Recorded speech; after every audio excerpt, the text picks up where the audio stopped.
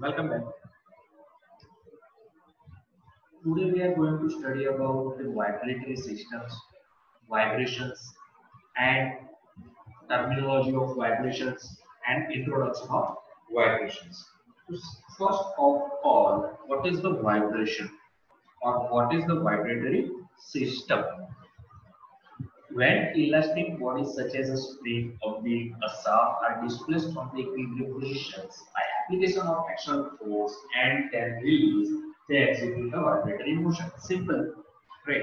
But how it execute a vibratory motion?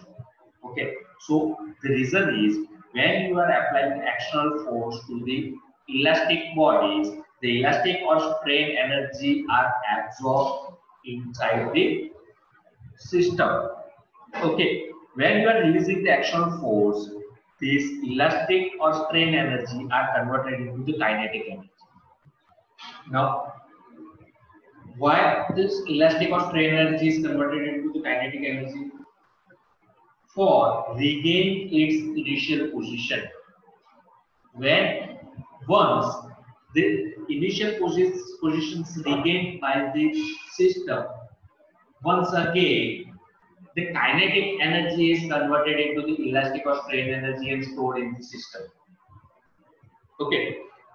Now again, the stored elastic and strain energy are converted into the kinetic energy to regain its initial positions. These processes are repeatedly indefinitely and produce the vibratory system or vibratory motion. And this whole process is called as the vibration.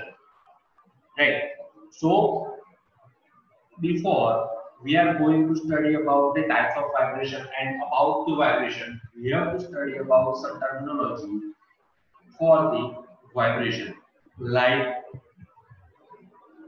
period of vibration, or you can say it's a time period. Okay, it is the time interval after which the motion is repeated itself. The period of vibration is usually expressed in second.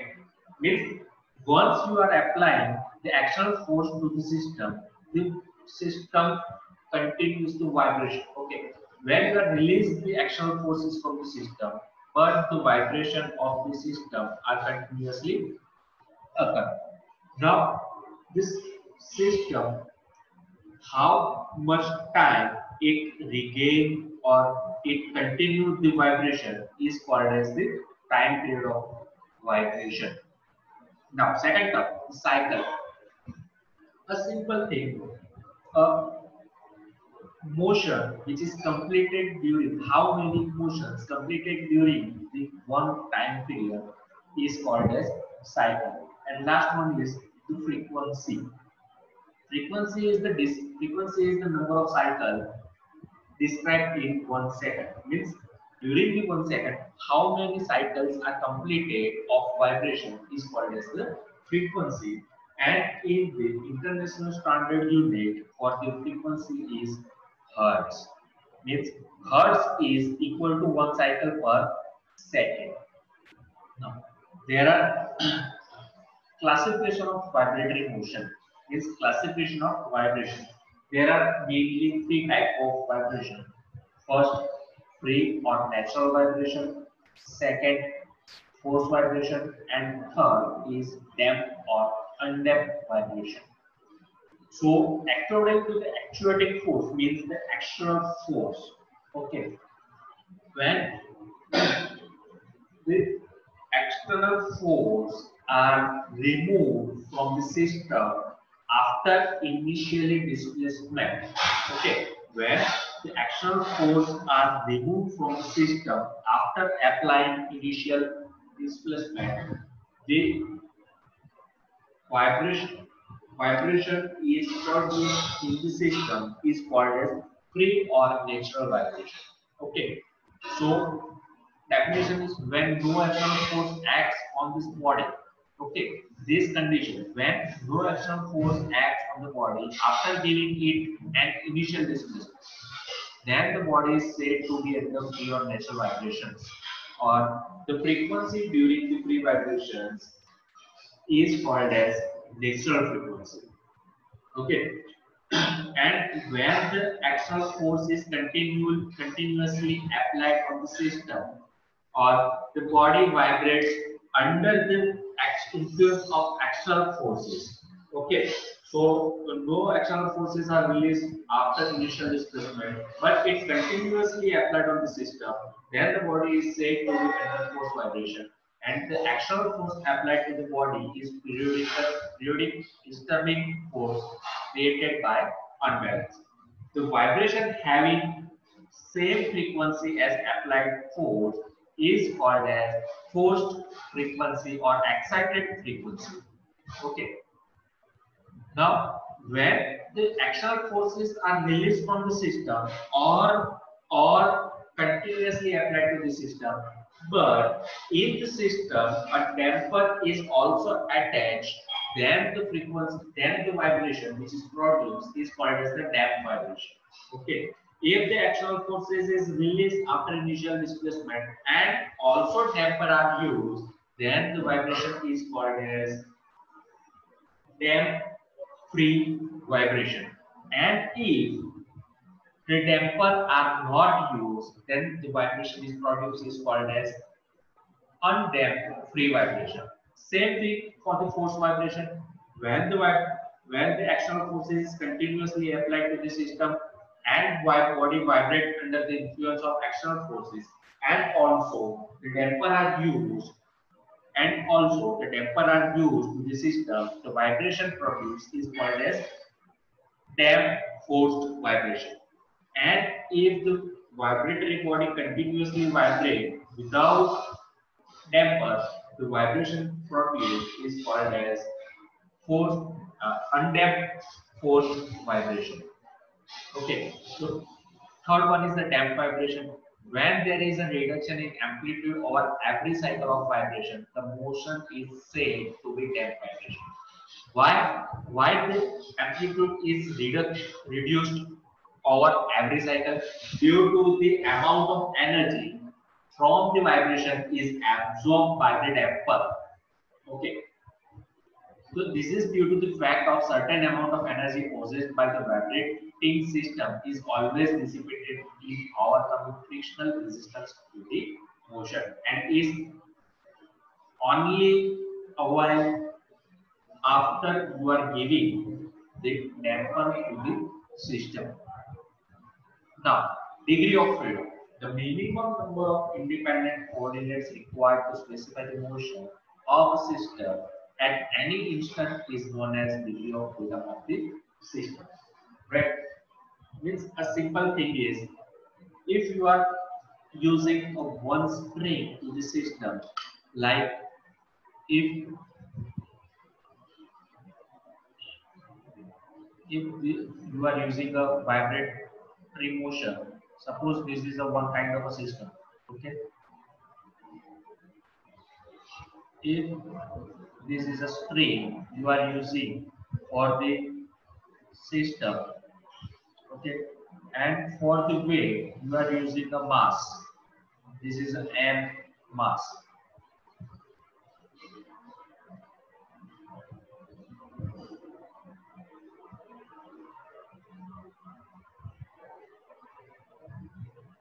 Suppose this is the mass m. Now this is the damper.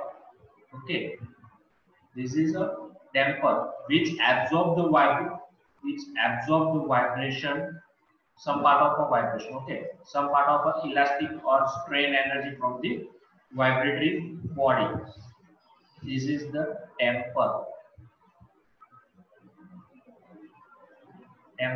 C, and this is the spring, and spring constant. This spring has the elasticity of stiffness S, or you can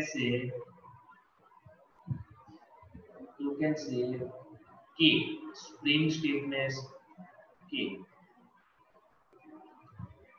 Okay, this is the one kind of a vibratory system.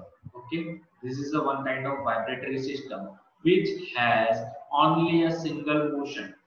This system has only a single motion of a system to denote or to specify motion only one direction, then this system having only one degree of freedom, a single degree of freedom you can say. Okay, if there is a multiple spring available to the system or multiple damper available to the system, then we have multiple direction or multiple coordinates required to specify the motion of the vibratory system. Then the degree of freedom more than one, and it's a multiple degree of freedom of the vibratory system. Now, single degree of freedom for single degree of freedom. The system shown in this figure is what is the known as single degree of freedom. Just we have discussed. We use the term degree of freedom to refer the number of coordinates that require. Okay, that also we have discussed to specify completely the configuration of the system. Here, if the position of the mass of system is specified, then accordingly the position of the spring and damper are also identified. Thus, we need just one coordinate, right? This is the spring Kx, the stiffness. Okay, K means the stiffness factor of the spring, and C is the damping factor of the damper, and M is the mass. Okay, the force applied on the direction is only one coordinate is required to specify the stiffness as well as the damper. So the degree of freedom for this system is unique. You can say this system is single degree of freedom system, right? The next is introduction of free vibration. We are moving towards the chapter of free vibration.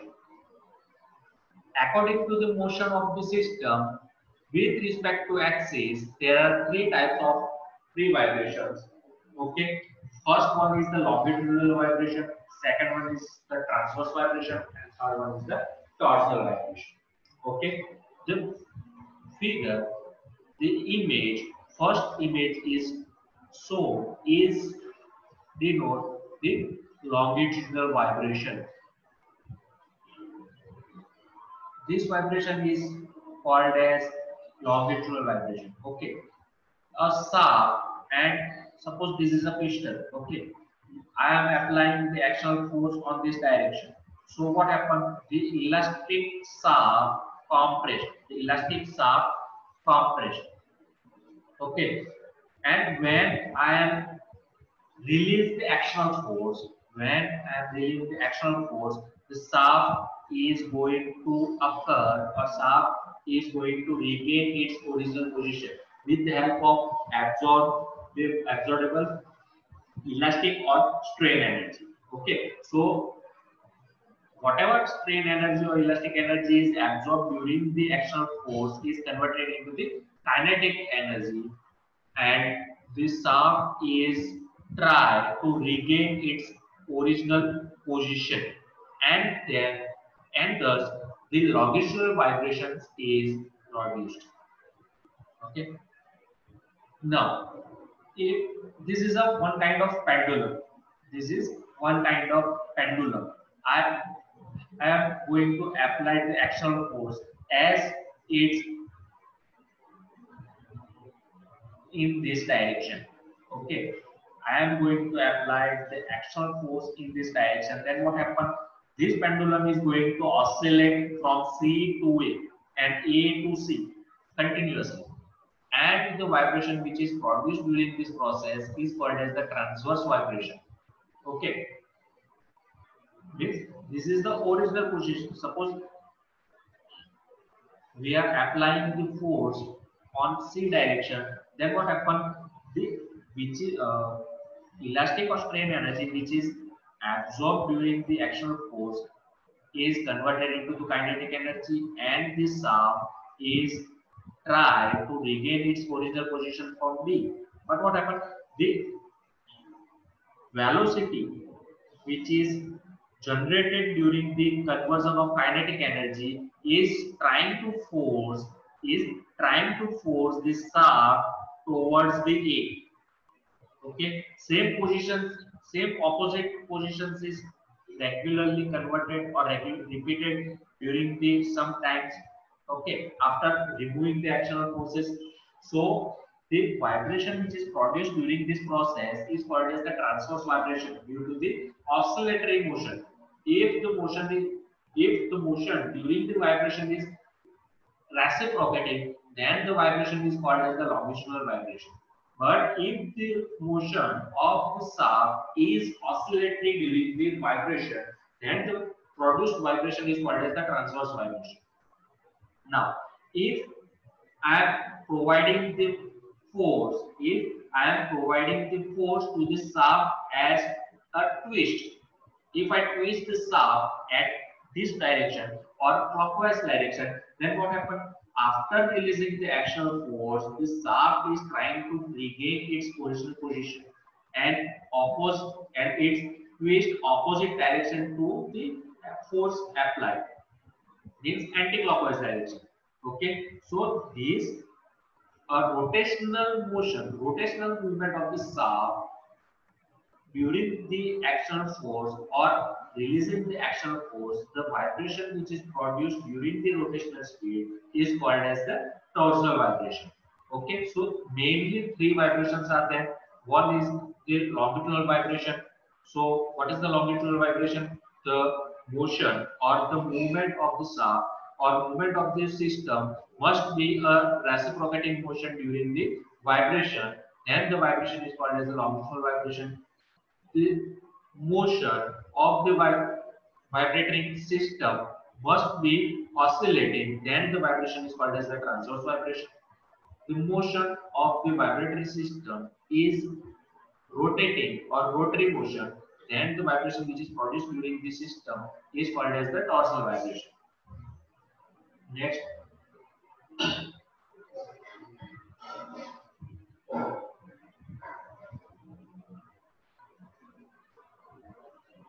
types of free vibration. Okay, so there is the definition of longitudinal vibration, transverse vibration, and torsal vibrations. Now, natural frequency. Natural frequency, when the frequency is called as the natural frequency, we have already discussed. When the force is applied or action force is released after applying initial displacement, then the produced vibration is free vibration, and during the free vibration, the produced frequency is called as the natural frequency, and the SI unit of the frequency is hertz. Now, equation of motion. We have to generate the equation for the motion for natural frequency as well as the force frequency, or as well as the damped or undamped vibration. Okay, or undamped frequency. There are three kind of methods to generate or to determine the equation of motion for free longitudinal vibration. First one is the equilibrium method, second one is the energy method, and third one is the Rayleigh method. We are going to study about these three all methods for next our lecture. So thank you.